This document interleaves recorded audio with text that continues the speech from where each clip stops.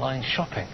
Why is it so easy to set up a website that is a complete con?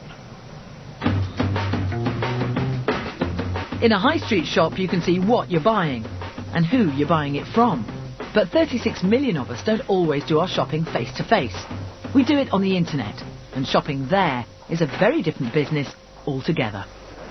When you shop online, it's hard to tell which sites are the real deal and which are just an out-and-out scam, because with some of them, all you'll get for your money is grief. And it's all too easy for them to get away with it.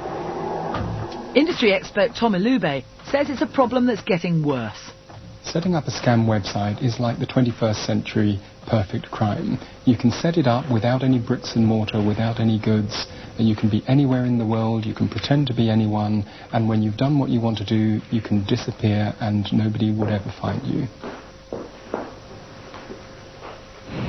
In fact, it's so easy to set up a fake website, we thought we'd have a go ourselves. We set up an online store even though we had nothing to sell. It was cheap, it was quick, and most worryingly of all, it's convincing. So, step one to setting up our site. Well, we needed a catchy name. We called it the Unbelievable Gift Company. You have to register a web address, but that's simple and costs less than £3. We didn't have to give our name, and the address we gave was pretty unbelievable too. But to make our site really convincing, we needed to know exactly what would make people fall for it. And the way to do that is talk to people who've already been scammed.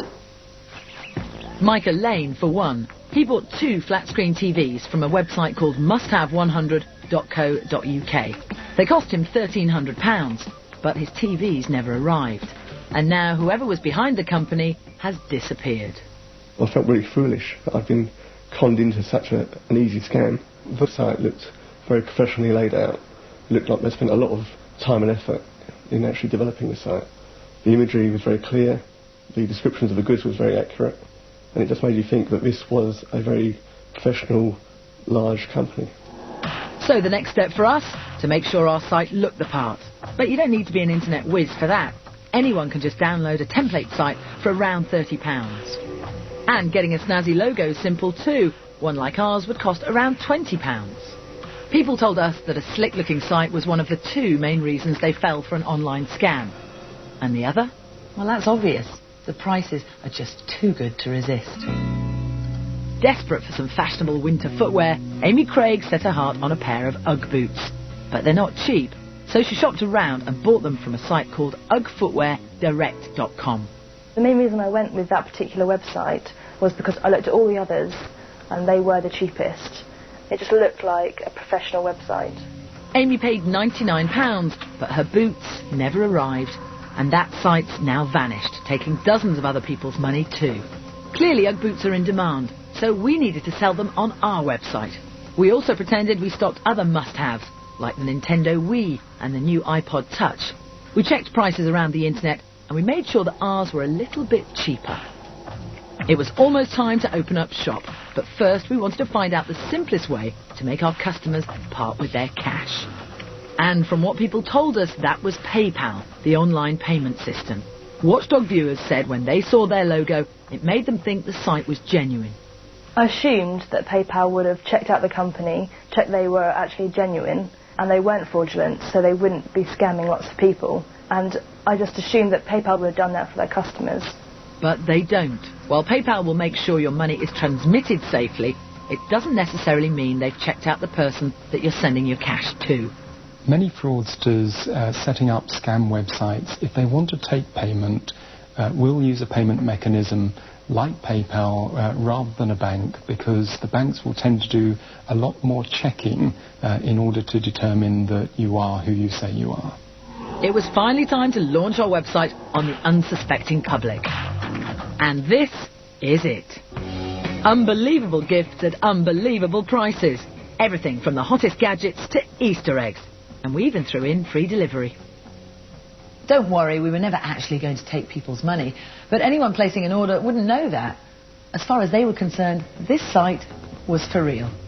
Our site did allow customers to choose items and enter their details, but we stopped short of taking their card details or their cash. Remember, a website like ours could be set up for as little as £60 without anyone checking we were genuine. It looked like a very professional site, and the one thing that this says to consumers is that you can't judge a book by its cover. A slick-looking website is no guarantee that it's a legitimate business. The unbelievable gift company.co.uk was live for just under 4 weeks and attracted hundreds of visitors. We had customers from across the country and even as far afield as Antarctica. Kevin Weir was one. He was looking for a gift for Mother's Day and clicked on our site when our ad came up on Google. I thought the website was very professional, very slick, very modern looking, and it was well set out, and the prices were all very competitive. Kevin chose our £15 just for Mum Bear and typed in his details.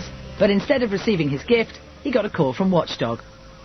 When I found out that the website was designed by Watchdog, I was very surprised and shocked that it was so easy to con me, because I'm not normally the sort of person that falls into that sort of trap. We were amazed at how easy it was to set up the unbelievable gift company. But the shocking thing is that people are being scammed by sites like this every day.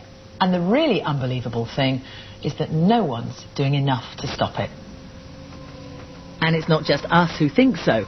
A recent House of Lords committee report into internet security said more could be done to protect consumers.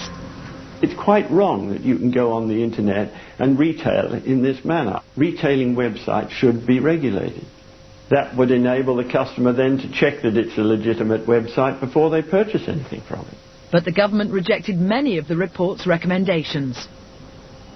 It's a shame they won't follow the example of the authorities in Ireland, where anyone who wants to sell online with an Irish web address is checked out.